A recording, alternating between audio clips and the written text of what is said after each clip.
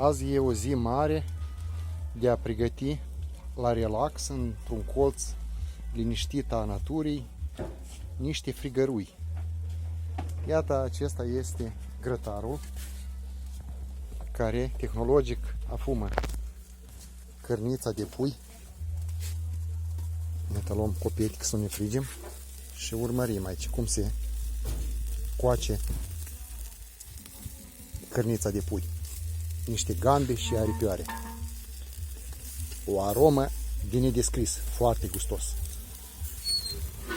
Ca să ne dăm așa o aromă mai profundă, cu un pulverizant de oțet mai stropim.